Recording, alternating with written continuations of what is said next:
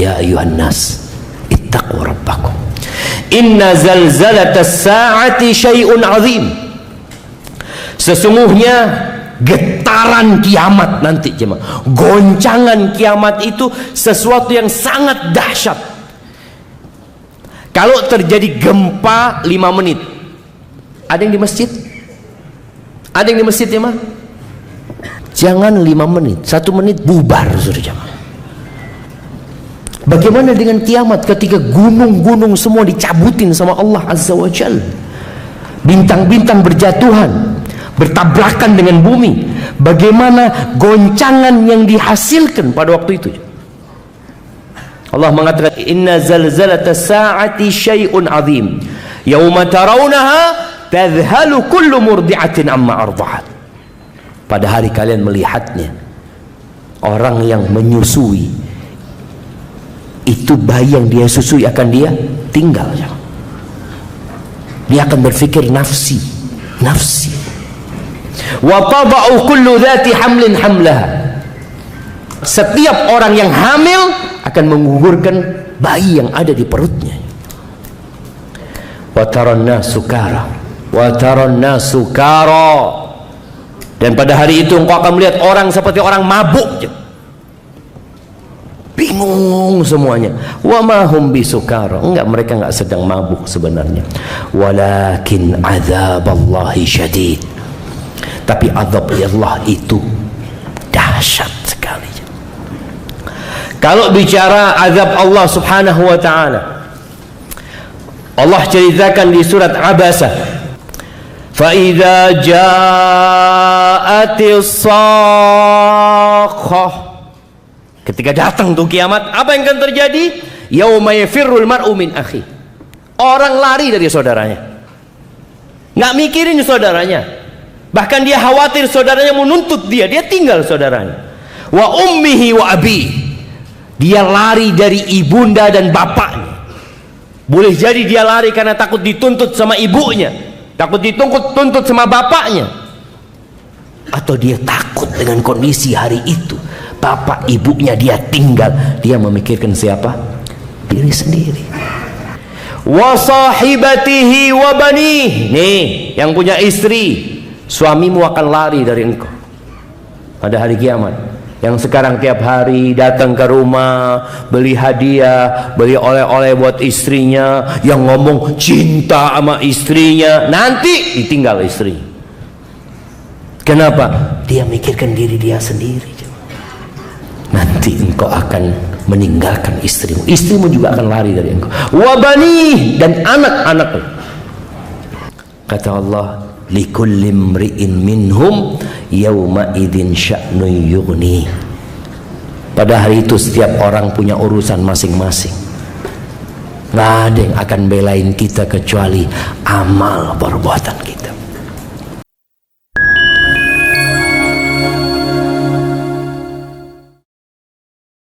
Assalamualaikum warahmatullahi wabarakatuh. Alhamdulillah alladzi arsala rasulahu bil huda wa dinil haqq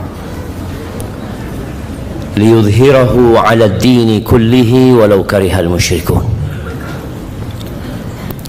Segala puji bagi Allah Jalla Jalaluh yang telah mengutus Rasulnya dengan petunjuk dan agama yang benar, dengan Al-Quranul Karim dan dinul Islam, agar Allah memenangkan agamanya di atas semua agama, walaupun orang-orang musyrikin membenci hal itu.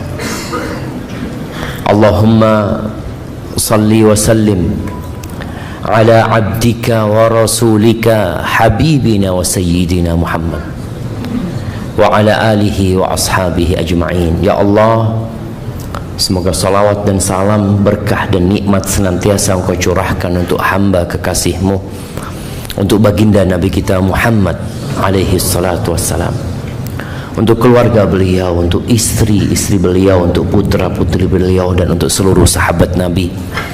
Semoga Allah meridhai kita bersama mereka. Amma ba'd,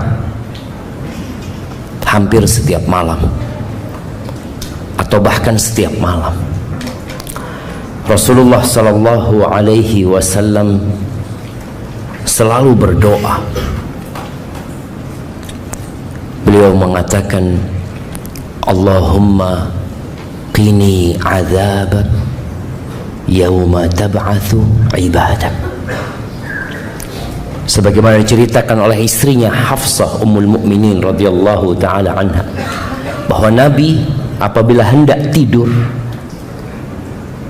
beliau mengatakan selain doa-doa yang kita hafal, beliau mengatakan Allahumma qini azabak yauma tab'atsu ibadak.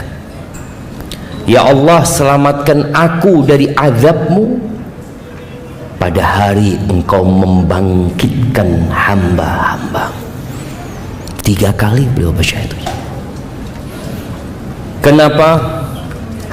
Karena beliau yakin, seyakin-yakinnya, bahwa dunia ini akan ditinggalkan dan kita akan dibangkitkan kembali pada hari yang kata Allah, yauma la yanfa'u malun wala banun.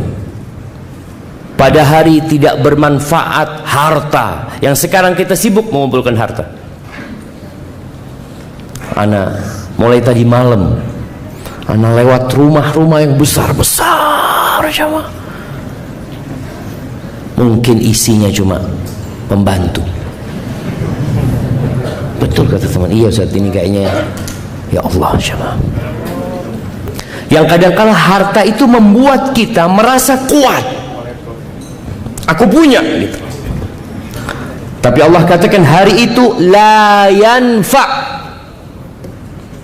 nggak bermanfaat mal harta, wala banun, dan tidak pula anak-anak laki-laki yang diharapkan akan membela orang tuanya, berbakti kepada orang tuanya, nggak berguna. Terus apa yang bermanfaat pada waktu itu? Illa man atallaha biqalbin salim. Kecuali orang yang menghadap Allah membawa hati yang selamat. Maka semoga kita pulang dari majelis ini hati kita selamat, yang tentunya selamat dari riya, selamat dari kesyirikan, selamat dari iri dan dengki. Karena kalau di hati kita masih ada penyakit itu, bagaimana kita akan selamat? Selamat dari kesombongan. Innallaha la yanzuru ila suwarikum. Allah tidak melihat kepada rupa kalian. Rupa kita beda-beda, jemaah. Ada yang tampan. Kalau yang laki insya Allah semuanya tampan, ganteng semuanya. Tapi ada yang ganteng sekali, ada yang kurang ganteng, ada yang pernah ganteng. Tapi ingat, Allah nggak ngelihat kepada rupa. Maka jangan merasa baper ya ketika ngelihat anak kok hitam ya, anak punya sahib putih. Allah nggak ngelihat. Itu sebuah bentuk keadilan Allah Azza wa Jalla. Karena kalau bicara wajah, kulit, orang nggak bisa milih, jamaah. Emangnya orang tua ketika anaknya lahir warnanya hitam, masukin dulu, mungkin nanti keluarnya putih gitu. Nggak ada, bukan pilihan. Maka Allah nggak ngelihat kepada itu. Wala ila amwalikum, Allah juga nggak ngelihat kepada harta kalian. Kalau bicara harta, ya udah, rizki udah ditentuin. Fulan kaya, fulan miskin. Allah nggak ngelihat ke sana. Tapi kita, pandangan kita ke sana. Seorang ibu yang hendak mencari menantu, dia cari yang tampan. Kalau bisa yang datang bawa mobil yang tipis. Kalau bisa gitu kan. Itu yang dilihat oleh manusia. Tapi Allah nggak ngelihat ke sana. Apa yang dilihat sama Allah? Walakin yanzuru ila qulubikum wa a'malikum. Yang dilihat sama Allah tuh hati kalian, yang manusia nggak bisa ngelihat. Antum pikir semua yang duduk di sini semuanya ikhlas lillahi ta'ala? Nggak tahu kita. Yang di samping antum dia datang ikhlas lillahi ta'ala untuk kajian, wallahu a'lam. Mungkin dia datang karena disuruh sama orang tuanya. Boleh jadi. Allah melihat kepada hati dan amal kalian. Maka Rasul sallallahu alaihi wasallam, bagaimana beliau terus berusaha menanamkan di diri para sahabatnya tentang keimanan dengan hari akhir, menjelaskan kepada mereka tentang dahsyatnya hari kiamat itu, dikarenakan manusia ini di majelis ini dia mendengarkan tentang surga, tentang neraka, tentang dahsyatnya azab yang diterima oleh orang-orang yang durhaka. Dia takut, tapi keluar melihat ada perempuan lewat. Masya Allah, anaknya siapa ini ya? Loh, padahal tadi baru kajian, baru kajian. Itu terjadi. Makanya kenapa diingatkan kembali. Kalau kita baca tuh juz amma, sering kalian sampaikan juz amma itu 37 surat, 34-nya turun di Mekah, 3 turun di Madinah. Siapa yang tahu? Jemaah. Nah, tafadhal. Ya, yang pertama surat apa?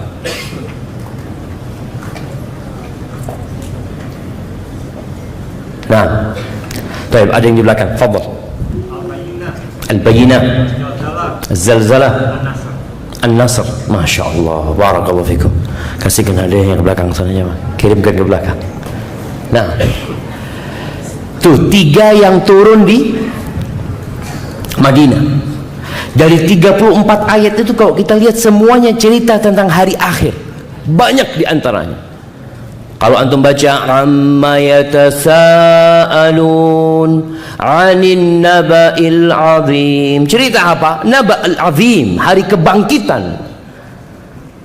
Yang membuat orang itu semangat bekerja karena dia dapat ganjaran, dapat balasan. Antumlah yang kerja. Dari hari Senin kerja, Selasa kerja. Masya Allah. Antum gajian hari apa?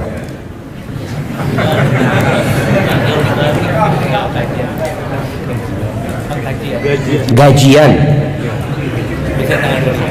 biasa tanggal 25. Antum tanggal 1 kerja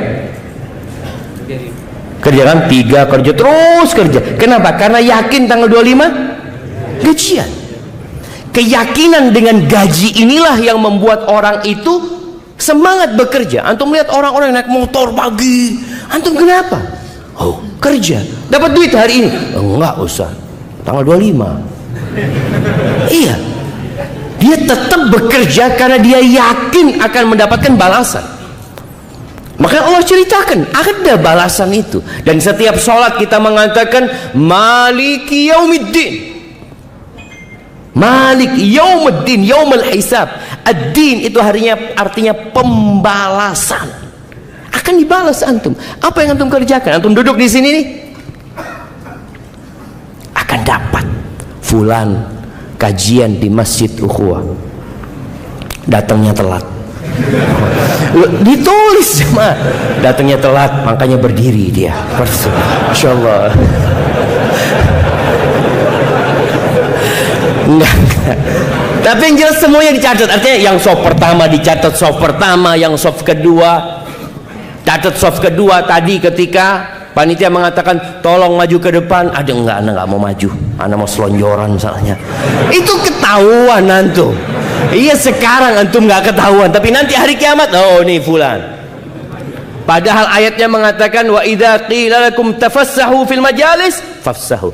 Kalau dikatakan kepada kalian luaskan biar temennya bisa masuk, Kata Allah, kalian luaskan. Yafsahillahu lakum, Allah akan luaskan bagi kalian. Tapi sebagian kita nggak mau tadi. Anak enak banget telat-telat mau duduk, kata dia. Ingat, Allah ngelihat ke hati kalian. Yo jamaah yang bisa merapat dulu jamaah. Masya Allah, merapat dikit lain yang sebelah sini. Oh ada anaknya, fadhal. Yang bisa merapat 1 senti antum dapat 1 senti pahalanya. Hitungan hari kiamat itu pakai mili jemaah, pakai senti, pakai gram, bahkan miligram jemaah. Masya Allah. Nah, fadhal dipanggil jemaah. Kalau sudah ada tempat, panggil saudaranya. Fadhal, ada tempat Muhammad. Tutup. Yang sebelah kanan antum masuk, ada tempat. Itu yang manggil ditulis nggak sama malaikat? Ditulis jamaah. Nggak ada yang nggak ditulis jamaah.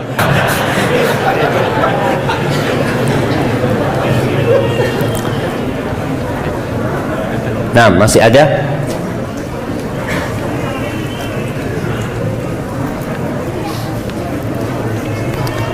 Baik, alhamdulillah. Udah duduk?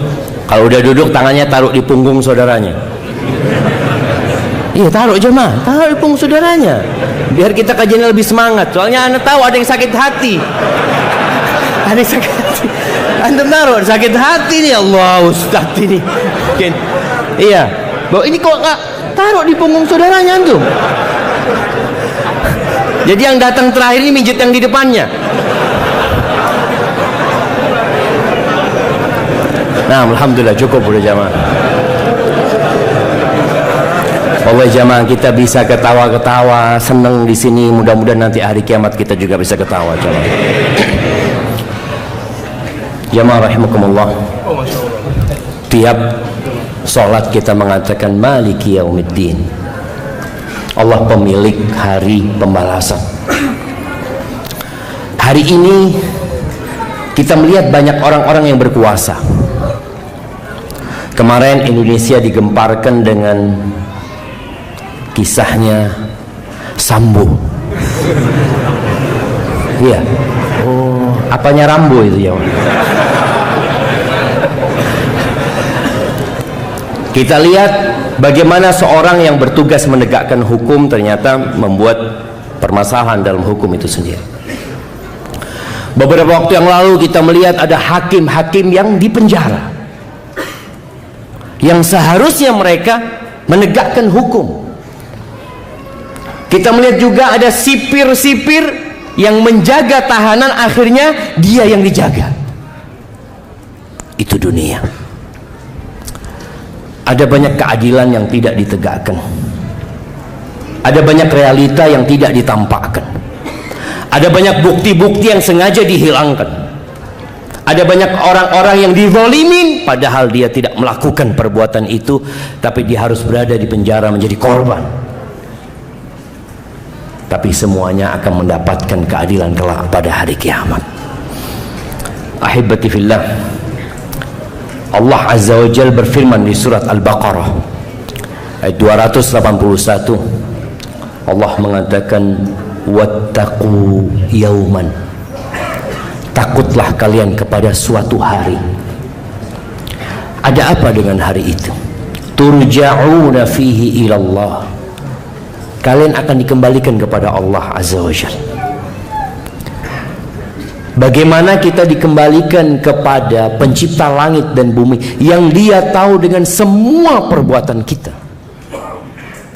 yang dia tahu dengan apa yang terbetik di hati kita. Bagaimana seorang ustadz, seorang yang alim, seorang penceramah, seorang imam, seorang yang hafal Al-Quranul Karim, ketika dia dikembalikan kepada Allah Azza wa Jalla, lalu Allah bertanya, apa yang kau lakukan dengan nikmat-nikmat yang aku berikan kepadamu? Apa kata ustadz ini? Ta'allamtu fika wa 'allamtun nas. Aku belajar, ngaji, mondok, kuliah untuk mendapatkan keridhaanmu ya Allah, dan aku mengajarkan ilmuku kepada manusia. Wa qara'tu fika al-Quran, dan aku membaca Al-Quran untuk mengharapkan keridhaanmu ya Allah. Lalu Allah mengatakan, kadzabta, bohong kau, bohong. Innama ta'allamta liyuqala alim wa qara'ta liyuqala qari. Engkau selama ini belajar hanya mencari gelar, sebutan orang yang alim, dai yang kondang, dan engkau membaca Al-Quran hanya untuk mendapatkan gelar Al-Qari, Al-Hafidh li kitabillah, dan engkau sudah dapatkan itu. Akhirnya dia dilemparkan ke neraka. Maka Allah katakan, wattaqu yawman turja'una fihi Allah, dikembalikan ke Allah. Lalu kata Allah, thumma tuwaffa kullu nafsin ma kasabat. Kemudian setiap jiwa akan dikasih balasan dengan apa yang dia kerjakan. Ingat, dengan apa yang dia kerjakan. Ada satu poin penting buat kita bersama ya, dengan kejadian Sambo. Kalau antum disuruh sama atasan berbuat kemaksiatan, antum taat? Kadang-kala atasan mengatakan, engkau lakukan, dosanya aku yang nanggung. Bisa kayak gitu? Nggak bisa jemaah, nggak bisa. Semua akan mendapatkan balasan atas apa yang dia kerjakan. Engkau yang melakukan, engkau yang tanggung jawab. Orang-orang kafir mengatakan kepada anak buah mereka, udah kalian lakukan dosa itu, wal nahmil khatayakum, kami yang ngangkut dosa kalian, kami yang nanggung. Jangan percaya. Maka dalam agama kita, dalam syariat kita, la ta'ata li makhluqin fi ma'siyatil khaliq. Nggak boleh taat kepada makhluk kalau urusannya berbuat maksiat kepada Allah Azza wa Jalla. Nggak boleh. Lo anak kau nggak bunuh, anak dibunuh, nggak apa-apa, engkau yang mati. Tapi kadangkala seorang hamba takut, dia berharap dunia. Allah mengatakan, thumma tuwaffa kullu nafsin ma kasabat wa hum la yudlamun. Dan mereka tidak akan dizalimin sedikit pun, nggak ada yang dirugikan. Seorang sahabat Nabi, Sa'ad bin Abi Waqqas radhiyallahu taala anhu, ketika perang Uhud, dia berdoa dengan sahabat yang bernama Abdullah bin Jahash. Abdullah bin Jahash ini iparnya Rasul SAW. Nabi menikah dengan Zainab bintu Jahash. Ketika perang Uhud, Abdullah ngajak Sa'ad, yuk kita doa. Ayo. Akhirnya mereka cari tempat di Uhud sana, lalu mereka berdoa. Apa kata Sa'ad? Sa'ad yang pertama berdoa, Allahumma. Kemudian dia berhasil membunuhku. Thumma qatala. Kemudian dia memotong hidungku dan telingaku. Lalu ketika engkau bangkitkan aku pada hari kiamat, engkau bertanya kepada aku, ya Allah, fima judia anfuka wa udhunuk. Kenapa hidungmu kok nggak ada? Karena orang bakal dibangkitkan pada hari kiamat yang mati syahid dengan darahnya, jemaah. Dia dikuburkan tidak dimandikan. Maka ditanya, kenapa hidungmu dan telingamu nggak ada? Kata dia, aku mengatakan fika wa fi rasulik. Aku berjuang untukmu ya Allah dan untuk membela Rasulmu. Lalu engkau mengatakan sodakta, benar, amin. Katanya Sa'ad bin Abi Waqqas cerita sama anaknya, wallah, doanya Abdullah lebih baik daripada doa bapak. Selesai perang Uhud, aku melihat hidung dan telinganya itu dijadikan kalung-kalung, digantung-gantung. Ahibati fillah, kita harus yakin bahwa kita akan dikembalikan kepada Allah. Dan ingat, Allah melihat kepada hati dan amalan kita. Hati berkaitan dengan ikhlas, amalan berkaitan sesuai nggak dengan sunnah Nabi SAW. Karena terkadang orang yang udah ngaji, yang udah hijrah, masya Allah amalannya banyak, tapi lihat hati, apakah dia melakukan itu lillahi ta'ala atau tidak. Di surat Al-Hajj ayat 1 dan 2, Allah Azza wa Jalla mengatakan, ya ayyuhan nas, wahai umat manusia, ittaqu rabbakum, bertakwalah kalian kepada Tuhan kalian. Takutlah kepada Tuhan kalian. Kita ini kadang-kadang lebih takut kepada manusia daripada kepada Allah Azza wa Jalla. Kita lebih takut sama polisi daripada sama Allah Azza wa Jalla. Kita kadang-kadang lebih takut dengan CCTV daripada sama Allah Azza wa Jalla. Kita lebih takut sama kawan kita daripada sama Allah Azza wa Jalla. Betapa seringnya kita ketika sendirian berbuat dosa, tapi ketika ada kawan berhenti kita berbuat dosa. Berhenti. Kenapa engkau berhenti berbuat dosa? Kenapa nggak dilanjutkan? Ketika hanya Allah yang mengawasimu, engkau santai. Tapi ketika manusia yang mengawasimu, engkau jadi khawatir sama dia. Yang ditakutkan kita hanya baik di depan orang, tapi tatkala kita sendirian ternyata kita na'udzubillah min dzalik. Kata Allah, ya ayuhan nas ittaqu rabbakum inna zalzalatas sa'ati syai'un 'azim. Sesungguhnya getaran kiamat nanti, jemaah, goncangan kiamat itu sesuatu yang sangat dahsyat.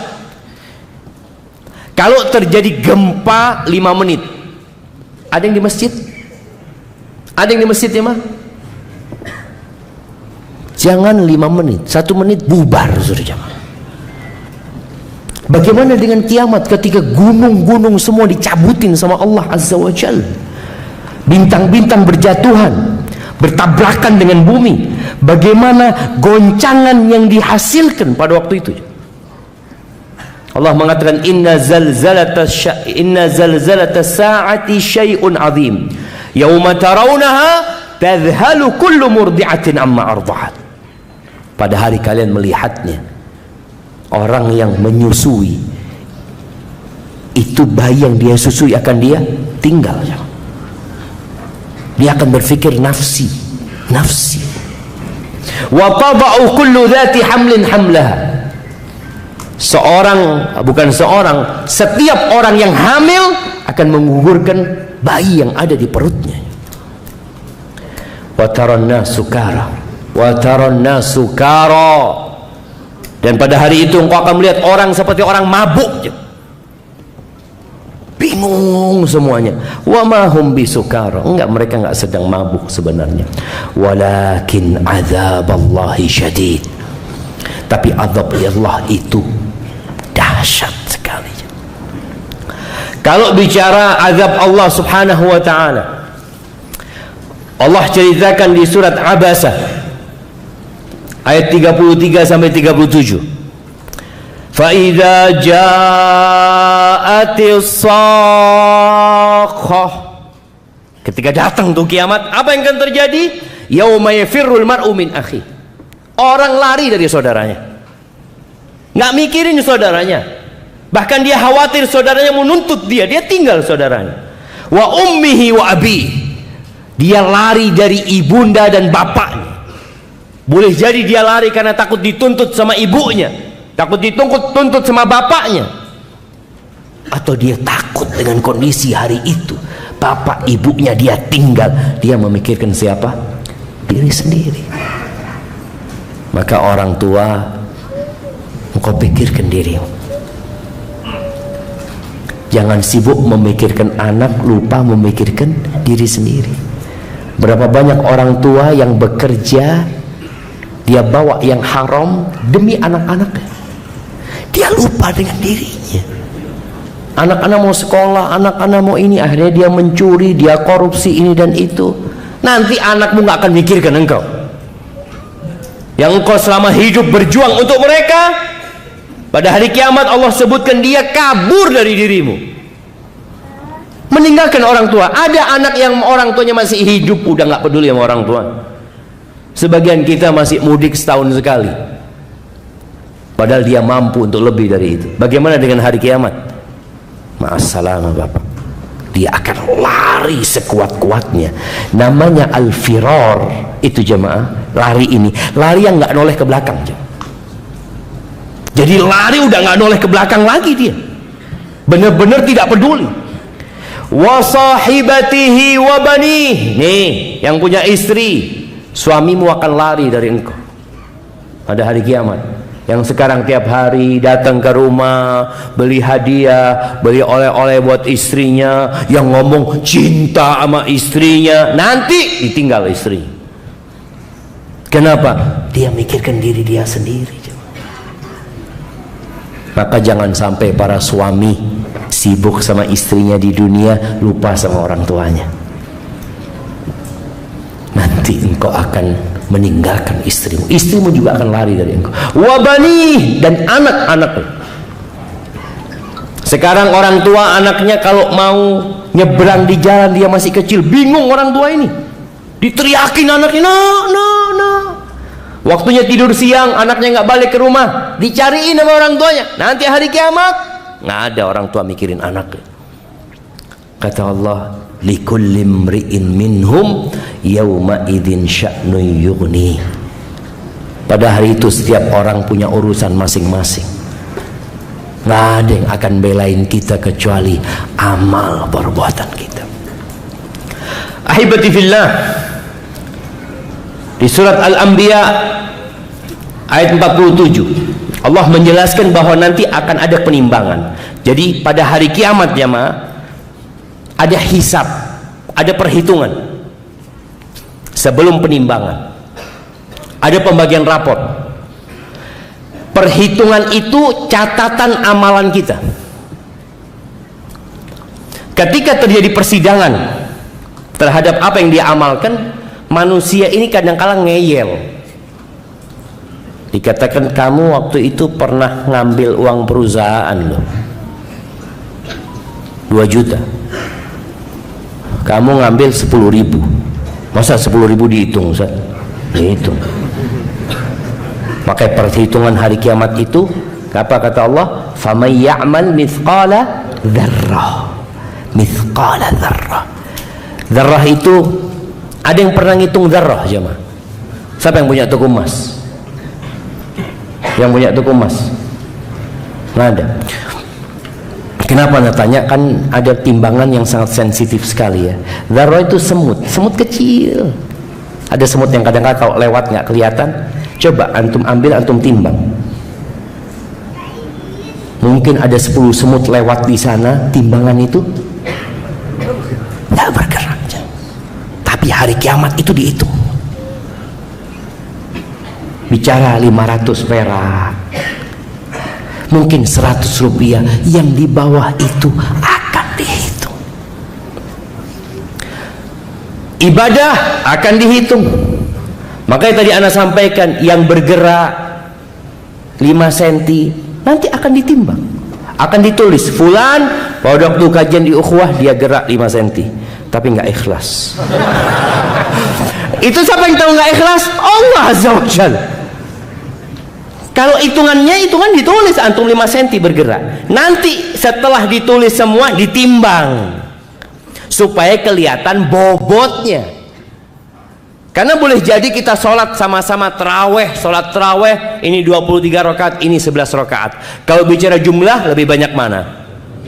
23, ya ditulis 23. Tapi nanti kan ditimbang. Apakah yang 23 selalu lebih baik daripada yang 11? Belum tentu. Boleh jadi yang 11 ini lebih ringan karena lebih cepat lagi dia daripada yang 23. Iya boleh jadi, nggak tahu. Pokoknya semua akan ditimbang jamaah. Supaya kita tahu ketika kita berbuat kebaikan yang mungkin kita anggap remeh, antum akan dapatkan. Kalau itu baik akan dapat balasan kebaikan, kalau buruk antum akan dapat balasan keburukan. Makanya Allah mengatakan di surat Al-Anbiya 47 ini, wa nadha'ul mawazinal qista liyaumil qiyamah. Kami akan letakkan timbangan-timbangan keadilan pada hari kiamat. Fala tudzamu nafsun syai'an. Maka jangan ada yang berpikir akan dizalimin. Satu pun nggak ada yang dizalimin. Wa in kana mithqala habbatin min khardalin ataina biha wa kafa bina hasibin. Walaupun amalan dia itu khardal, mithqala habbatin min khardal. Khardal ini bijinya sawi. Entah kalau lihat bijinya sawi itu, coba ditimbang. Jadi diletakkan, mungkin 5 itu nggak kelihatan jemaah, ringan sekali, tapi Allah akan datangkan dan cukup kami sebagai penghisap yang adil, nggak ada yang ketinggalan. Kemudian ketika bicara tadi manusia yang ngeyel, nggak percaya, dibutuhkan saksi. Bagaimana kalau saksinya sudah dibunuh, mati? Pada hari itu semua dihidupkan kembali. Bumi akan menjadi saksi. Kata Allah, yauma idzin di surat Az-Zalzalah, tuhadditsu akhbaraha. Bumi akan cerita, antum pernah datang ke tempat ini, antum pernah sholat di tempat ini, antum pernah bermaksiat di pohon itu. Bumi jadi saksi, jemaah. Pintu masjid jadi saksi, semuanya menjadi saksi. Ketika orang ini ana nggak mau saksi-saksi dari luar ana, boleh jadi mereka mungkin berdosa. Malaikat jadi saksi, nggak terima ana kesaksian malaikat. Terus ana mau kesaksian minni, dari aku. Bayangkan ngeyelnya manusia. Oke, kata Allah, dibungkam mulutnya, kulitnya berbicara, jemaah. Supaya kita sadar, jemaah. Kakinya berbicara, mengatakan, pahanya berbicara, semuanya berbicara. Kalau kesaksian kebaikan, orang ini nggak akan ngeyel, tapi dia tahu dia punya dosa banyak. Akhirnya dia berusaha bagaimana menyelamatkan dirinya. Tapi ketika semua bersaksi atas dirinya, kemudian dibiarkan dia berbicara, dibuka lagi mulutnya, dia berkata kepada tubuhnya, an kuntunna kuntu unatir. Aku ini tadi bohong dalam rangka belain kalian loh, supaya kalian nggak disiksa. Kata dia, kenapa kalian kok nyampaikan kepada Allah? Apa kata kulit itu? Antaqanallahu alladzi antaqa kulla syai'. Yang ngajak bicara kami itu Allah. Yang Allah itu membuat segala sesuatu bisa berbicara. Pencatatan amal itu ada 3. Ada berkaitan dengan dosa, ya, amal buruk maksudnya. Nabi mengatakan diwanul madzalim itu ada 3. Yang pertama, yang Allah tidak akan ampuni, apa? Kesyirikan. Itu sudah nggak ada ampunan. Yang kedua, yang Allah tidak akan tinggalkan, apa? Berbuat dosa sama orang. Mau tidak mau harus keadilan ditegakkan. Yang ketiga, Allah yang nggak peduli. Itu dosa-dosa selain syirik itu Allah kalau mau ampuni, ampuni. Tapi kalau syirik, maka jangan berharap ada orang kafir di surga. Kalau antum baca tulisan-tulisan orang-orang liberal yang mengatakan mungkin nanti di surga ketemu sama Mahatma Gandhi, mungkin di surga nanti ketemu sama Bunda Teresa. Dia sebutkan tokoh-tokoh yang baik di dunia, tapi mereka orang-orang kafir. Enggak. Apa kata Allah? Innallaha la yaghfiru an yushraka bih. Allah bikin keputusan. Emangnya surga milik ustaz? Enggak, milik Allah. Dan Allah turunkan kitabnya, Allah jelaskan siapa yang berhak masuk surga. Paman Nabi. Kalau ada orang kafir bisa masuk surga, paman Nabi pantas masuk surga. Bukankah dia yang belain Nabi SAW? Bukan dia yang berjuang agar Nabi bisa menyampaikan agama Allah ini? Tapi dia nggak bisa. Nabi berusaha memberikan syafaat kepada pamannya dan diberikan, tapi nggak bisa mengeluarkan dari neraka. Yang ada diringankan, tapi nggak bisa keluar dari api neraka. Dan itu yang terjadi dengan paman Nabi. Jadi kalau bicara tadi ada 3 dosa. Dosa yang Allah tidak akan ampuni yaitu kesyirikan. Dosa yang Allah tidak akan tinggalkan yaitu dosa kepada manusia. Itu akan Allah tegakkan keadilan buatnya. Yang ketiga ada dosa yang Allah nggak peduli, artinya Allah akan ampuni dosa tersebut. Maka ahibati fillah, orang-orang nanti akan kaget pada hari kiamat. Kita pun akan kaget. Ada banyak dosa yang kita lakukan tapi kita udah lupa. Ketika SMA, ya anak merasakan ketika anak SMA, ya udahlah, anak-anak seumur itu kadang-kala merasa biasa kan ustadz, puber, dianggap biasa. Bahkan ada yang mengatakan, oh anak laki mah kayak gitu mah biasa. Di surat Al-Kahfi ayat 49, Allah Azza wa Jalla mengatakan, wa wudi al-kitab akan diletakkan kitab itu jemaah. Rapot itu akan diletakkan dan dibagikan kepada orang-orang. Fataral mujrimina mushfiqina mimma fi. Para pelaku dosa takut jemaah. Benar-benar ketika melihat catatan mereka, mereka khawatir sekali. Apa kata mereka? Wa yaquluna ya wailatana ma li hadzal kitab la yughadiru saghiratan wala kabiratan illa ahsaha. Apa kitab ini? Rapot apa ini? Kata dia. Tidak ada satupun perbuatan yang kecil dan yang besar kecuali tercatat di sana. Wa wajadu ma amilu hadira wa la yadhlimu rabbuka ahada. Dan mereka mendapatkan apa yang mereka amalkan hadir. Inilah yang kau kerjakan. Entah seperti apa kitab itu jemaah. Apakah seperti rekaman CCTV yang engkau akan melihat, ya Allah ini amalanku semuanya, dan ditampakkan jemaah.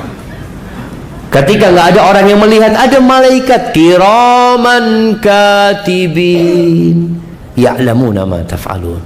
Ada malaikat-malaikat yang mulia yang kerjanya menulis, terus ditulis, dan mereka tahu dengan apa yang kalian kerjakan.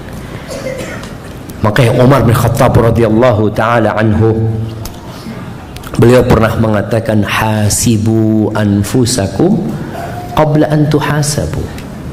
Hisablah diri kalian sebelum kalian dihisab. Kita tuh kalau ngitung, kenapa orang itu setiap akhir tahun biasanya ada tutup gudang, apa usahanya, dia hitung semua. Karena dia dengan itu, oh kita keuntungan sekian, kerugian sekian, utang sekian. Jadi dia tidak tahu. Kalau dia nggak pernah ngitung, tahu-tahu bangkrut dia punya perusahaan. Sebelum kita bangkrut, ya kita hitung dulu. Wazinu anfusakum qabla an tuzanu. Kalian hisab jumlahnya, kemudian kalian timbang bobotnya, kata Umar. Ya kita perlu timbang. Umpamanya kalau bicara harian ya, sebelum tidur antum sudah mulai tadi anak nggak sholat duha tadi ya, baca Quran juga enggak tadi, yang ada main game, nonton. Antum lihat lagi, anak tadi ngobrol 2 jam wala baca la ilaha illallah. Antum itu sehingga ya Allah, sebelum tidur antum jangan manfaatkan untuk beristighfar, mohon ampun sama Allah, sehingga besok antum bisa lebih baik. Apa yang antum tinggalkan hari ini, besok kalau bisa enggak, anak tadi enggak sholat qobliyah zuhur, ba'diyah maghrib juga enggak, ba'diyah isya enggak, ya Allah anak gantikan sholat malam mah. Itu akan terjadi, antum semangat. Tapi kalau antum tidak pernah menghisap diri antum pada hari kiamat itu tadi, ngelihat na'udzubillah, yakin masuk neraka akhirnya orang itu ketika dia melihat catatannya. Makanya Umar nyuruh kita untuk menghisap diri kita, menimbang amalan kita. Lalu Umar mengatakan, watazayyanu liyaumil ardil akbar, dan kalian berhiaslah untuk pameran terbesar nantinya. Hari ini ada Halal Expo. Hari ini kita ngelihat ada pameran mobil, kita ngelihat ada pameran ini banyak, dan orang kalau di pameran itu ingin menampakkan semuanya yang indah-indah. Dia setannya yang bagus, ini itu macam-macam. Nanti yang dipamerkan kita coba, kita akan dibangkitkan dalam kondisi telanjang. Bagaimana orang itu, ini loh fulan, anak kira orang baik fulan ini, ternyata pura-pura baik. Maka berhiaslah pada hari itu. Jangan sampai anak antum tahu bapaknya, ya Allah bapak anak ternyata kayak gini ya, na'udzubillah. Anak akan melihat, orang tua akan melihat antum yang dianggapnya anak soleh, anak baik. Pada hari itu satu kampung, jangan satu kampung, semuanya akan tahu antum. Makanya kita disuruh berhias. Jadi bagaimana ketika nanti kita ditampilkan di sidang, oh ternyata fulan memang orang baik. Lalu Allah berfirman di surat Al-Haqqah ya, ayat 18 sampai ayat 32. tentang salah satu gambaran yang terjadi di padang mahsyar itu nantinya. Allah mengatakan yauma idzin tu'radun la takhfa minkum khafiyah. Pada hari itu semua akan ditampakkan, dipamerkan, tidak ada satupun yang tersembunyi. Orang memandang pakai kacamata hitam. Orang pakai kacamata hitam itu kan kalau mandang kiri kanan nggak ada yang tahu kan jemaah. Dia matanya ke depan, padahal dia lagi ngelirik ke kanan. Allah tahu. Ya'lamu kha'inatal a'yun wa ma tukhfis sudur. Yang mata-mata yang berkhianat Allah tahu, yang disembunyikan di hati Allah tahu. Semuanya akan ditampakkan pada hari itu. Makanya jangan suka ngomongin orang, jangan suka bongkar aibnya saudaranya. Nanti hari kiamat dibongkar aib antum di depan semua manusia. Di hari kiamat ada sidang tertutup, ada sidang terbuka. Iya. Kalau antum ingin sidang tertutup, kata Nabi SAW, man satara musliman satarahullah. Barang siapa yang menutupin aib saudaranya, Allah akan menutupi aib dia. Ditutupin antum. Kalau antum ingin sidang tertutup, perbanyak amal soleh yang tersembunyi. Jangan riya, jangan sum'ah. Yang riya nanti Allah akan pamerkan juga. Nih fulan yang bangun masjid banyak, tapi riya. Orang-orang tahu semua. Padahal ketika di dunia, jazakallah khair, barakallahu fiik, antum orang baik. Tapi karena niatnya dia nggak benar, nanti di hari kiamat Allah tunjukkan. Nih fulan yang riya. Maka berusaha kita untuk memperbanyak amal yang tersembunyi dan tutupi aib saudara kita. Dan kita kok berbuat dosa jangan terang-terangan, dan segera kita bertobat kepada Allah Azza wa Jalla. Lalu kata Allah Azza wa Jalla, fa amma man utiya kitabahu biyaminihi. Adapun orang yang dibagikan rapotnya dengan tangan kanannya atau dari arah kanannya. Jadi nanti akan disebarkan itu kitab, berterbangan itu jamaah, rapot itu. Semua orang ingin dapat dengan tangan kanannya. Dia nggak ingin dapat dengan tangan kirinya, wala di sebelah kirinya. Tapi semua sesuai dengan amalan. Adapun orang yang mendapatkan kitab dari arah kanannya, fayaqul, apa yang akan dia katakan?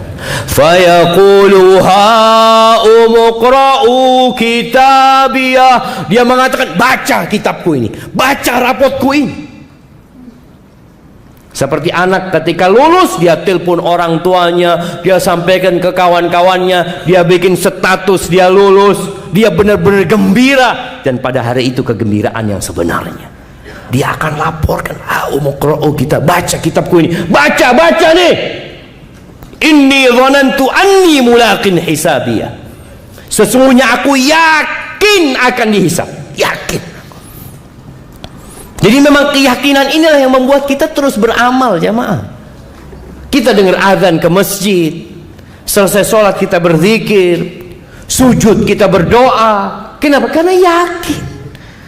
Ketika keyakinan itu melemah, maka ibadah kita akan berkurang. Dia mengatakan, inni dhanantu anni mulaqin hisabiyah fahuwa fi 'ishatin radiyah fi jannatin 'aliyah qutufuha daniyah. Maka orang yang seperti ini akan berada dalam kehidupan yang diridhain, yang menyenangkan dia, yang memuaskan dia. Di dunia kita nggak pernah puas ya mah.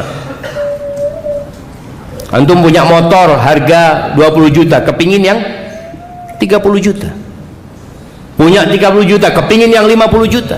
Terus keinginan itu antum nggak ridho dengan kondisi yang ada, kepingin lebih baik. Tapi nanti di surga, fahuwa fi 'ishatir radiyah fi jannatin 'aliyah, di surga yang tinggi ya mah. Pohon-pohonnya tinggi, tapi qutufuha daniyah. Ya Allah, kalau bicara surga jamaah, untuk metik itu datang itu jamaah. Kita baru punya keinginan, sampai diceritakan bagaimana orang-orang di surga itu melihat ada burung yang terbang. Ya Allah, kepingin ya burung bakar ini, zen. Sudah jatuh burung bakar itu jamaah, terbakar, sudah panggang semuanya, tinggal menikmatin.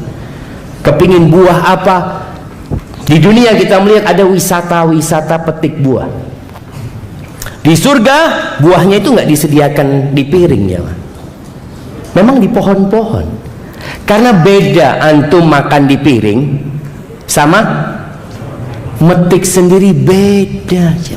Maka Allah katakan qutufuha daniyah, memetiknya itu dekat.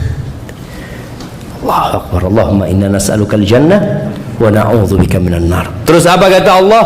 Kulu washrabu hani'an bima aslaftum fil ayyamil khaliyah. Silahkan kalian makan, kalian minum tanpa takut penyakit, nikmatin semuanya. Sekarang orang kaya raya, Allahu Akbar, bisa menikmatin semua makanan. Orang kaya raya itu bisa duduk di restoran Padang, nurunkan semuanya ke sini, dia liatin dong, Masya Allah. Antum makan mana? Telur aja, bismillah. Takut tuh aja, takut ya. Tapi nanti di surga antum mau makan apa? Di surga nggak ada toilet, nggak ada toilet. Antum kalau sekarang masuk restoran, selalu restoran harus ada toilet. Surga nggak ada toilet. Terus yang ada antum makan terus, makan lagi, nggak ada cerita aduh afwan sudah kekenyangan, nggak ada. Antum makannya menikmatin terus, nggak ada ceritanya bosen. Ketika dikasih anggur, aduh ini yang kemarin ini, nggak ada. Di surga itu terus berubah dan lebih enak lagi, lebih enak lagi, lebih enak lagi. Maka dikatakan kulu washrabu hani'an, atas dasar apa yang kalian kerjakan di hari-hari yang dulu. Jadi pada hari kiamat nanti itu semuanya sesuai dengan amalan. Di dunia tidak. Makanya kadang-kala teman-teman ini pulang tahu-tahu sandalnya hilang. Sesuai amalan jemaah, tergantung amalannya. Enggak jemaah, di dunia ini bukan tergantung amalan. Makanya kadang-kadang kita ngeliat ada orang soleh, Masya Allah, di soft pertama dia nggak pernah telat, tapi miskin dia. Dan kita ngeliat ada orang yang nggak pernah ke masjid, wala sekali ke masjid, Jumatan juga enggak, tapi rezekinya berlimpah ruah. Di sini bukan tergantung amalan, tapi tergantung ujian yang Allah berikan kepada setiap orang. Tapi di sana biqadri amali, semua sesuai dengan amalan. Masuk surga dengan rahmat Allah, tapi amalan itu sebagai sebab yang dengannya Allah memberikan rahmat kepada umat manusia. Maka kalau kita merasa di dunia nggak bisa makan enak-enak, ya sudah bismillah, mudah-mudahan anak makan enak nanti surga Allah Azza wa Jalla. Nggak ada kolesterol surga, nggak ada asam urat, nggak ada gula darah, nggak ada laboratorium di sana sama, wala ada apotik, wala ada rumah sakit, wala ada apa, nggak ada. Supaya kita tahu benar-benar kenikmatan yang tak terhingga, yang nggak bisa dibayangin. Gimana orang makan begitu banyaknya, tapi nggak ada toilet di sana, nggak ada. Subhanallah. Tapi nggak semua orang dapat dengan kitabnya, dapat kitabnya dari kanannya, ada yang dapat dari arah kirinya. Apa kata Allah Azza wa Jalla, wa amma man utiya kitabahu bishimalihi, adapun yang mendapatkan kitabnya, rapotnya dengan tangan kirinya, dari arah kirinya, dari balik punggungnya, fayaqulu ya laitani lam uta kitabiyah wa lam adri ma hisabiyah. Maka orang yang akan mengatakan, aduhai kiranya aku nggak dikasih kitab ini, dan aku juga nggak tahu dengan isinya, karena dia udah tahu isinya apa. Lalu dia mengatakan, ya laitaha kanatil qadiyah, aduhai kiranya kematian itu menyelesaikan segala-galanya. Wallahi jamaah, kalau orang mati itu kemudian nggak ada hari kebangkitan, nggak ada hari pembalasan, ya orang kalau punya masalah paling enak apa? Bunuh diri. Anasan bunuh diri, punya utang berapa antum? 2M Ustaz. Manalah anak loncat dari mana aja. Selesai pikirnya dia. Orang yang punya penyakit parah, daripada dia tersiksa, ahsan bunuh diri. Orang yang mau ditangkap sama polisi, antum lihat ada kejadian, ada banyak kejadian yang kita harus belajar. Jangan sampai antum ditipu sama setan. Ingat, ada kejadian seorang TNI yang hendak membunuh istrinya. Iya, dia berusaha untuk bunuh istrinya karena dia mau kawin lagi. Betul gitu jemaah. Antum jangan sampai berpikiran seperti itu jemaah. Ya anak Ustaz mau kawin lagi tapi nunggu mati istri anak Ustaz. Tapi kalau nggak mati dia Ustaz ya. Astagfirullahaladzim. Jangan. Ini orang ini berusaha untuk membunuh istrinya, kan dia mau nikah sama pacarnya. Dia kirim orang untuk membunuh, subhanallah, istrinya nggak mati jemaah. Akhirnya karena ketahuan dia, apa yang dia lakukan? Dia bunuh diri. Dapat apa dia? Bayangkan bagaimana setan membisikkan orang ini kepada orang ini, berbuat ini, berbuat ini, berbuat ini. Akhirnya dia melakukan dosa yang diancam berada di neraka. Bunuh diri. Jangan berpikir dengan bunuh diri selesai urusannya, ditungguin antum sama malaikat mungkar nakir di sana. Ketika kau di dunia, antum masih bisa bertobat, masih bisa minta ampun sama Allah. Oke, sudah di penjara, malu, nggak apa-apa, daripada antum bunuh diri dan selesai. Antum sudah tidak bisa lagi menambah amalan, yang ada antum mati su'ul khatimah. Maka orang ini mengatakan, ya laitaha kanatil qadiyah. Aduhai kiranya kematian itu memutuskan, udah selesai, sudah nggak ada apa-apa lagi. Lalu dia mengatakan, ma aghna anni maliyah, hartaku nggak berguna buat aku. Wallah nggak berguna jemaah. Kalau antum pada hari kiamat nanti membawa sepenuh bumi ini emas, antum mau tawarkan, sekarang kan orang itu kalau punya harta, dia berpikir dia bisa menebus dirinya. Umpamanya di penjara, kan di penjara kadang-kala antum didenda, bayar denda 2M atau di penjara 2 tahun umpamanya. Apa yang antum akan lakukan? Ana bayar denda aja daripada di penjara. Ana punya duit banyak. Sampai ada seorang yang mau dipenjara aja. Ini cerita kawan. Orang itu siap ngasih 200 miliar asalkan dia nggak dipenjara. Bayangin jangan. Dia siap. Dia punya duit banyak. Buat apa tuh duit? Kalau akhirnya dia harus dipenjara, nanti dia di hari akhir dia mengatakan, ma aghna anni mali. Nggak ada gunanya hartaku. Nggak ada gunanya, sama sekali nggak ada gunanya. Halaka anni sultaniyah, kekuasaanku, karena dia berkuasa, mungkin dulu dia presiden, raja, gubernur, apapun jabatan dia, sama sekali nggak berguna buat antum. Antum datang, kita semua datang telanjang, wala sandal kita pakai, wala baju kita pakai, telanjang jemaah, nggak bawa apa-apa kecuali apa yang dia lakukan. Masya Allah, di padang mahsyar nanti ada orang lagi jalan ini, ditemuin sama satu orang, kelihatan pucat orang ini. Ditanya, engkau siapa? Kata dia.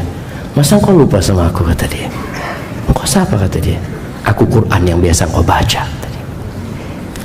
Itu ada syafaat-syafaat nanti jamaah. Maka semua pada hari kiamat tergantung amalannya. Maka orang yang mengatakan kekuasaanku nggak berguna buat aku, khudhuhu fagulluh. Ya sudah, tangkap orang itu, ambil orang itu, belenggu orang itu, thummal jahim sallu, kemudian masukkan ke dalam neraka jahanam. Thumma fi silsilatin dar'uha sab'una dir'an fasluku, ikat dia dengan rantai yang panjangnya 70 hasta.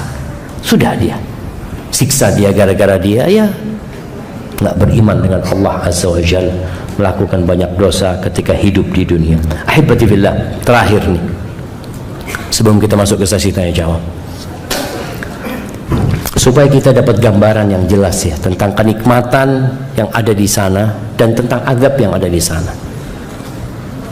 Kelak pada hari kiamat, kata Nabi SAW, sebagaimana Anas bin Malik meriwayatkan hadis ini ya, yu'ta bi an'ami ahli dunya min ahli nar yaumul qiyamah. Akan didatangkan orang yang paling nikmat hidupnya di dunia, tapi dia penghuni neraka. Paling nikmat sudah.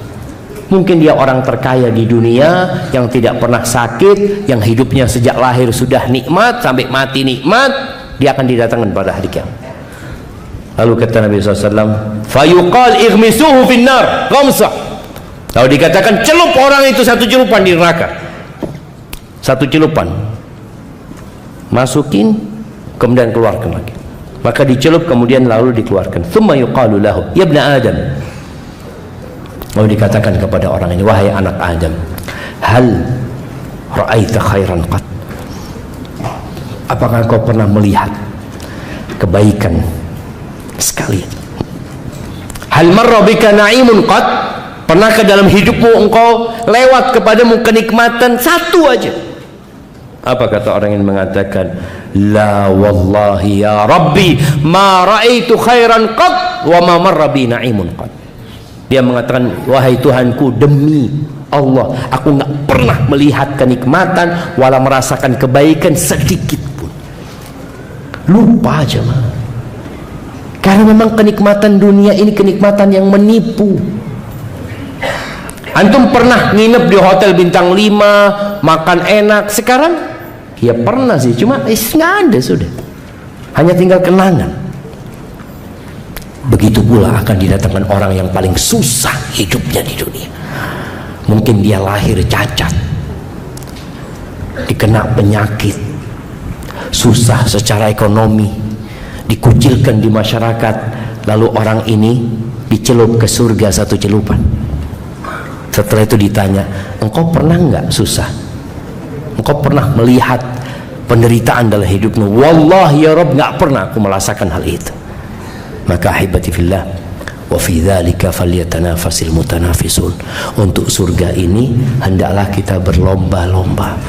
Yakinlah antum, sekecil apapun kebaikan yang antum lakukan dicatat, sekecil apapun dosa yang antum lakukan akan dicatat. Dan jangan pernah meremehkan dosa, dan jangan pernah meremehkan amal kebajikan. Mungkin antum ngelihat ada sandal nanti di luar. Soalnya orang kalau keluar ini kadang-kala sandal itu ketendang-tendang kan jemaah. Ada sandal yang jauh dari saudaranya, dari temannya. Mungkin antum ambil, antum letakkan, nggak ada yang ngelihat antum. Walau antum tahu sandalnya siapa itu. Boleh jadi itu yang memasukkan antum ke surga Allah Subhanahu wa taala. Maka terus berbuat amal sekecil apapun, catatannya kita harus ikhlas lillahi taala. Barakallahu fikum.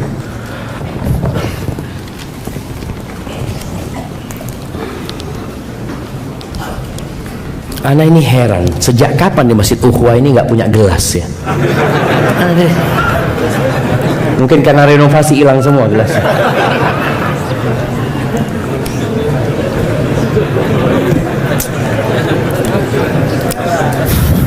Nggak apa-apa jemaah. Assalamualaikum Ustaz. Waalaikumsalam. Setelah mengetahui dahsyatnya persidangan akhirat, saya jadi takut mati. Bukan karena cinta dunia, namun mengingat saya masih banyak dosa. Mohon nasihatnya Ustaz. Wallahi jamaah, ada seorang sahabat ketika perang Uhud. Dia itu ikut perang, dan dia mati dalam kondisi belum pernah sujud sekalipun. Nggak pernah sujud. Tapi ternyata dia masuk surga Allah Azza wa Jalla. Kenapa? Karena dia sudah masuk Islam dan dia bertobat kepada Allah Azza wa Jalla. Ketika antum dengar kajian ini kemudian antum jadi takut mati, alhamdulillah, itu menjadi poin penting buat hidup kita. Antum bertobat, hari ini bertobat, minta kepada Allah Azza wa Jalla agar diampuni dosa-dosa kita. Cuma syarat tobat tolong dipenuhi. Karena ada orang bertobat tapi syaratnya nggak lengkap. Syarat tobat itu apa? Syarat tobat? Nah, angkat tangan yang mau jawab. Masya Allah. Meninggalkan yang sudah dikerjakan yang lalu. Yang pertama, meninggalkan yang dia kerjakan lalu. Yang kedua, menyesali. Yang ketiga, tidak mengulangi lagi. Nah, Anda kasih hadiahnya. Anda mau kasih dua, tapi ada yang kurang tepat. Yang terakhir, bukan tidak mengulangi, tapi bertekad untuk tidak mengulangi. Karena boleh jadi dia ngulangin lagi nanti jamaah. Masya Allah, langsung dapat antum gelasnya. Syukran.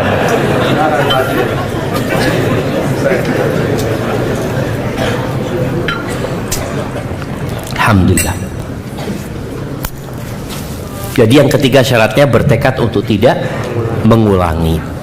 Kalau dia ngulangin lagi, dia bertobat lagi. Ngulangin lagi, bertobat lagi. Asalkan ketika awal dia sudah niat untuk tidak ngulangin. Bukan mengatakan, ana insya Allah nggak akan ngulangi Ustaz sampai selesai bulan Muharram ini. Karena Bulan Muharram doang dia nggak berdosa, tetap dia belum bertobat karena dia masih ada niatan untuk mengulangi. Jadi kalau sudah itu terpenuhi kemudian antum mati, insya Allah diampuni sama Allah Subhanahu wa Ta'ala. Namun ada orang tadi yang dia bertobat, tapi Ustaz gimana Ustaz ya, ana masih ada transaksi riba ini dan itu. Sebenarnya ana sudah tobat Ustaz. Ya berarti belum lengkap tobatnya. Assalamualaikum Ustaz, apakah semua dosa-dosa kita akan diperlihatkan di akhirat meski kita sudah bertobat? Ahibati fillah, kalau kita lihat ya, betapa banyak amal soleh yang pahalanya itu ampunan dosa. Seperti puasa Asyura, apa pahalanya? Dapat mobil? Bukan. Tapi pahalanya diampuni dosa tahun lalu. Puasa Arafah 2 tahun, tahun lalu dan tahun yang akan datang. Lailatul Qadar, kata Nabi SAW, man qama lailatul qadri imanan wahtisaban ghufira lahu ma taqaddama min dhanbi. Barang siapa yang sholat pada malam Lailatul Qadar karena iman dan berharap pahala, apa balasannya? Diampuni dosa-dosa dia yang lalu. Karena kita banyak dosanya jemaah. Tidak hari kecuali kita mungkin berbuat dosa di dalamnya. Ketika orang ini sudah diampuni dosanya, maka di catatannya itu ya sudah dihapus jemaah. Di catatan dia itu ada catatan dia, tapi udah dihapus. Seperti itu. Artinya catatan dia pernah berbuat dosa itu ada, tapi sudah dihapus.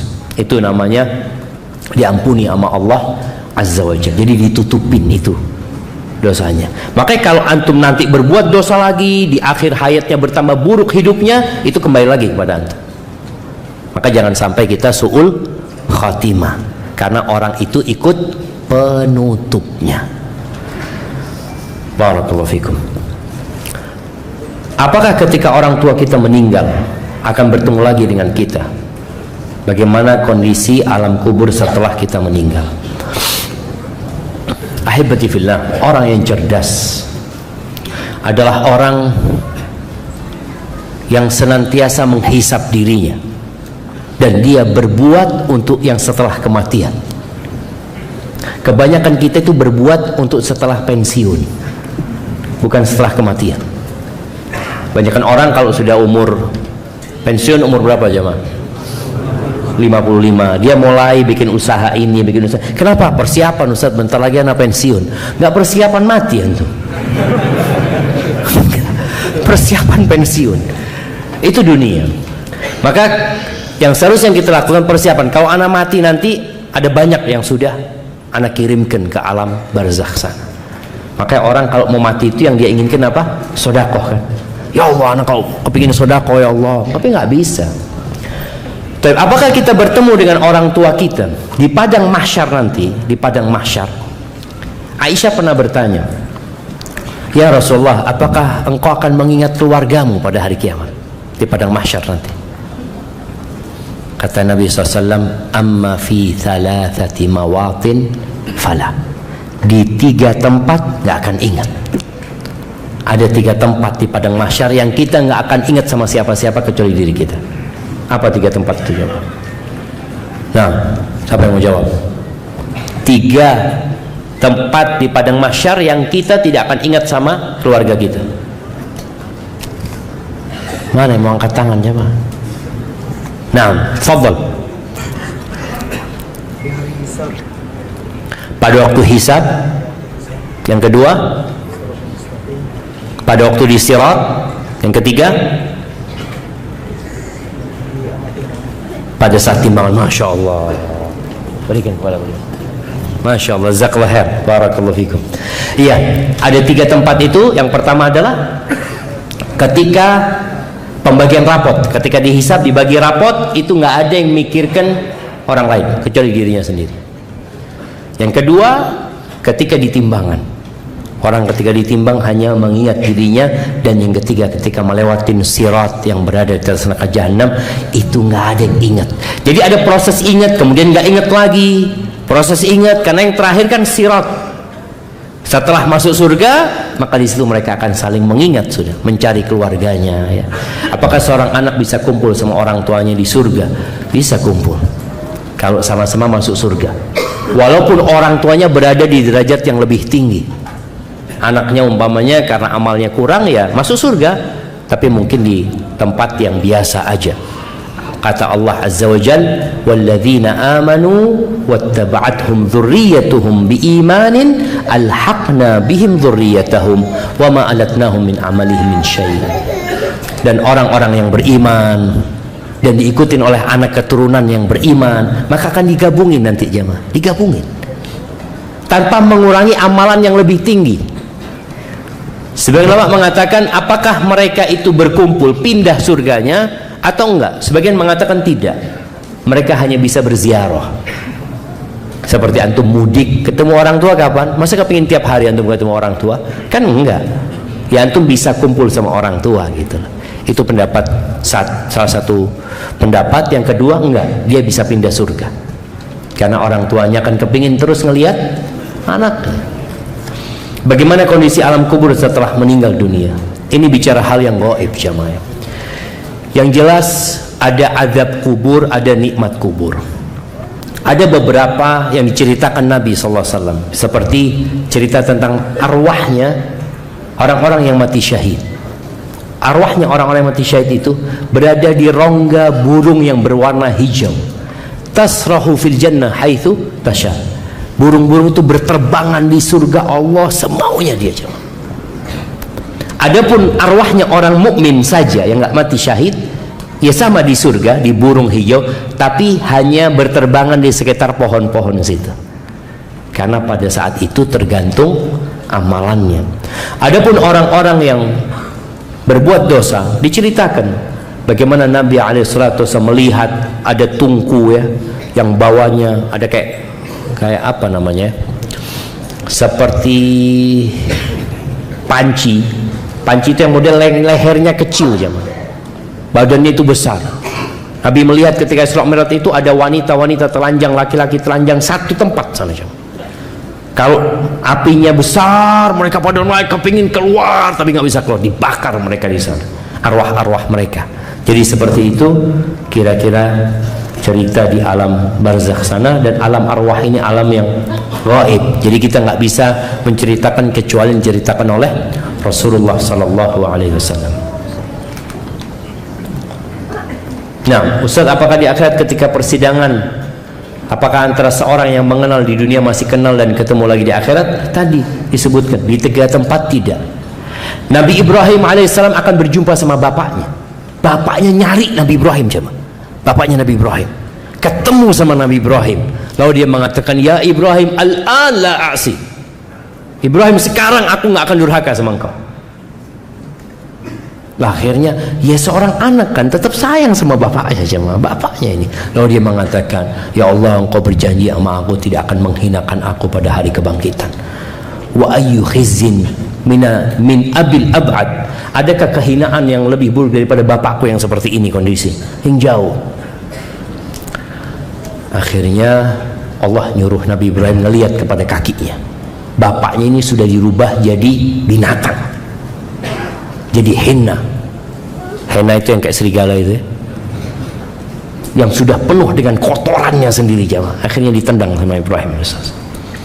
Jadi kalau bicara kenal tadi akan berjumpa, tapi mereka tidak akan bisa memberikan manfaat jemaah pada waktu itu. Bagaimana seorang ayah datang ke anaknya, nak tolong bapak minta amalanmu satu aja, nak. Nggak bisa bapakku. Yang ada malah orang-orang yang menuntut haknya orang lain, menuntut haknya yang diambil sama orang lain ya. Bagaimana Nabi SAW menceritakan ada orang yang bangkrut. Nih jamaah kita yang udah ngaji, yang amalannya udah baik alhamdulillah, yang udah berubah dari dulu, tolong jaga dosa sama orang lain. Dosa sama Allah tuh Allah mudah untuk memaafkannya, tapi dosa sama orang lain akan dituntut antum pada hari kiamat nanti. Yang ingin beri komentar negatif atau ini, hati-hati yang mau bikin status nyakitin hati saudaranya. Tapi kadang-kala orang ini baper aja Maya. Ada satu orang bikin status, ini nyinggung ana Ustaz. Antum tahu dari mana dia nyinggung antum? Iya, soalnya Anda punya masalah ini. Mungkin ada 10 orang punya masalah seperti antum. Ketika antum tersinggung, itu baik, sehingga antum bisa memperbaiki diri. Ada cerita seorang khatib khutbah Jumat. Habis khutbah Jumat dipanggil sama salah satu tokoh masyarakat, dipanggil ke rumahnya. Makan, afwan Ustaz tadi kayaknya nyinggung ana Ustaz. Subhanallah, alhamdulillah kalau antum tersinggung, alhamdulillah kata dia. Semoga antum bisa berubah lebih baik. Tapi anak ceramah buat semua orang, bukan buat antum. Emangnya khutbah Jumat itu buat satu orang gitu loh. Orang ini bicara tentang dosa, cuma dia memang sedang melakukan dosa itu, sehingga dia merasa ada nyinggung ana Ustaznya. Begitu pula tadi ketika orang bikin status, banyak orang yang tersinggung karena merasa ini ngomongin ana, nah blokir aja ini. Astagfirullahaladzim, astagfirullah. Ustaz, mohon nasihatnya untuk anak yang baru kehilangan anak satu-satunya. Masya Allah, jemaah. Yang pertama, anak itu ujian. Ujian ketika hidup, ujian ketika meninggal dunia. Jadi jangan berpikir bahwa saya yang punya anak ini nggak diuji. Diuji dia, dengan punya anak dia diuji. Apakah dia akan mendidik anaknya dengan baik? Apakah dia akan tetap berbuat amal soleh seperti sebelum dia punya anak? Atau amal solehnya berkurang? Dulu yang sering bersodakoh, gara-gara punya anak sodakohnya berkurang. Ada yang seperti itu. Maka buat yang kehilangan anaknya, katakan inna lillah wa inna ilaihi raji'un. Allahumma ajurni fi musibati wa akhlif li khairan minha. Ya Allah, berikan aku ganti di musibahku, berikan aku balasan di musibahku, dan berikan ganti yang lebih baik darinya. Apabila anakmu meninggal dunia sebelum balik, maka bersyukurlah kepada Allah. Insya Allah anak itu akan nungguin orang tuanya di pintu surga. Bagaimana ketika anak-anak kecil disuruh masuk surga, mereka nggak mau, jawab. Dikatakan, kenapa mereka kok nggak mau masuk surga? Anak-anak itu mengatakan, hatta ya'tiya abauna, sampai orang tua kami datang, kata dia. Kami nggak mau masuk. Itulah syafaat yang diberikan oleh anak buat orang tuanya, asalkan orang tuanya sabar. Dan orang tua yang bersabar, yang memuji Allah, bersyukur sama Allah Azza wa Jal, insya Allah akan dibangunkan rumah di surga. Dan rumah ini spesial loh jemaah, spesial banget. Bagaimana Allah mengatakan kepada malaikat-malaikatnya, ubnu li abdi baitan fil jannah, bangunkan buat hambaku ini rumah di surga. Wasammuhu baital hamdi, kasih nama yang besar mungkin di sana, kasih nama rumahnya itu apa? Rumah pujian. Karena dia ketika tinggal mati anaknya, dia tetap memuji Allah Azza wa Jal dan mengatakan inna lillahi wa inna ilaihi raji'un. Ustaz, bagaimana menghadapi suami yang tidak mau sholat?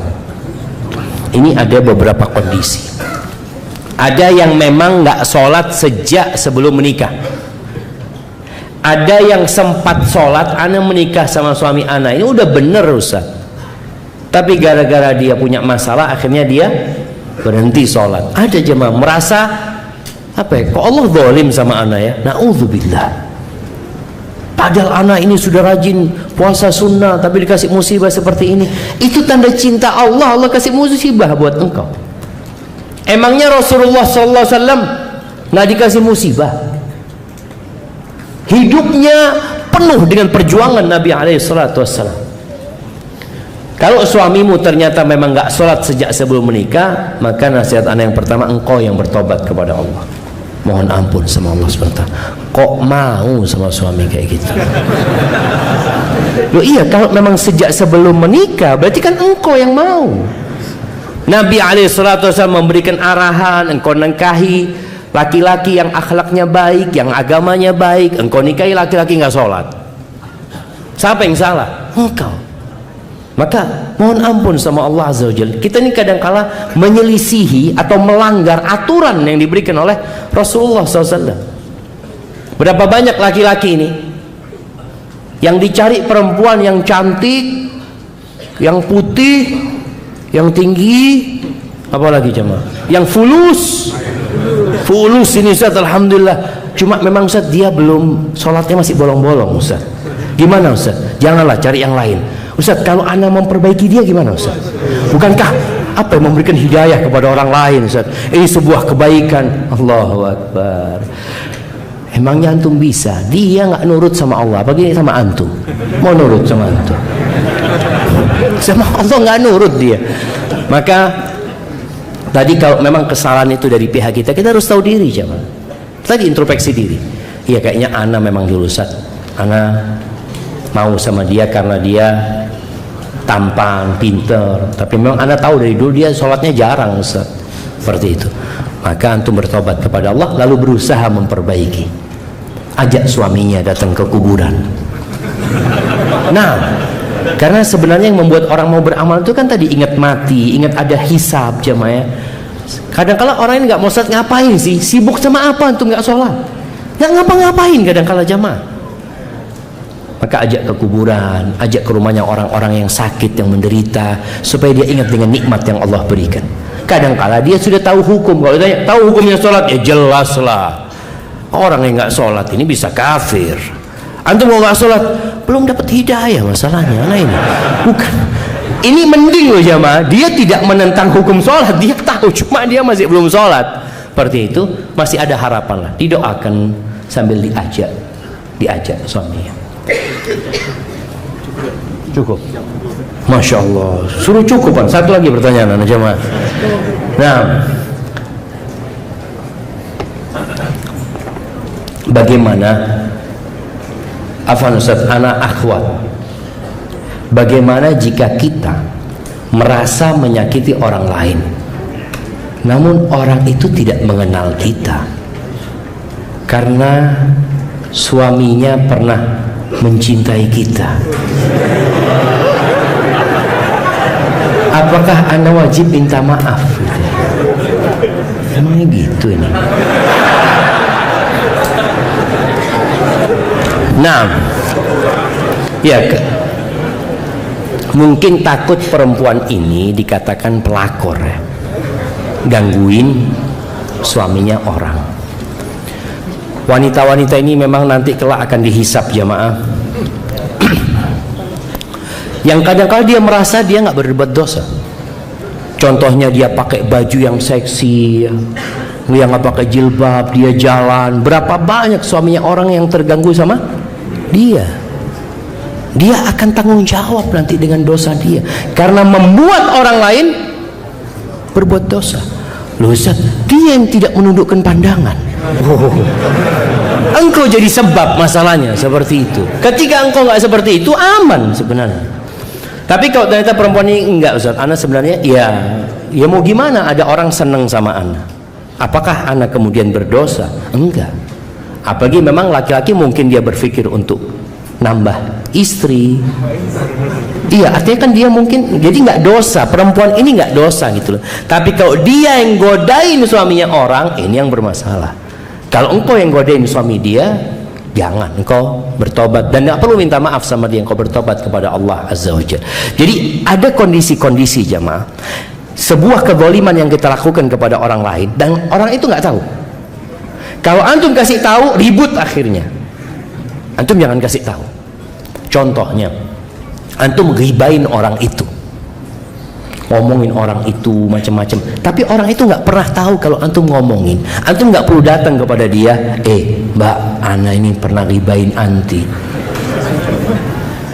Na'udzubillah, ana tuntut di hari kiamat. Jadi ribut akhirnya sama dia, gitu loh. Akhirnya kalau ketemu sama dia jadi nggak enak ya. Tapi yang datang kepada dia, mbak, aku minta maaf ya kalau punya salah ya. Mudah-mudahan Allah kasih yang kebaikan buat mbak. Terus di tempat antum biasa ribain dia, sebutkan kebaikan dia. Ini sebagai balasan kita terhadap dosa yang kita lakukan gitu loh. Bagaimana kita menebusnya? Di tempat-tempat ada yang ribain dia, antum belain dia. Tapi nggak perlu antum nyatakan ana pernah ribain anti. Tapi kalau dia tahu, ya kita datang minta maaf. Karena dia udah tahu. Tapi kalau nggak tahu, ada hal-hal yang nggak perlu disampaikan supaya tidak menimbulkan masalah yang lebih besar. Jamaah rahimakumullah, ana mohon maaf karena ana ada acara selanjutnya. Semoga pertemuan kita diberkahi sama Allah Subhanahu wa taala. Semoga Allah mengampuni dosa-dosa kita, dan semoga Allah Jalla Jalaluhu menambahkan keimanan kepada kita. Ada satu doa Nabi yang Nabi sering bacakan buat sahabatnya ketika beliau bermajlis.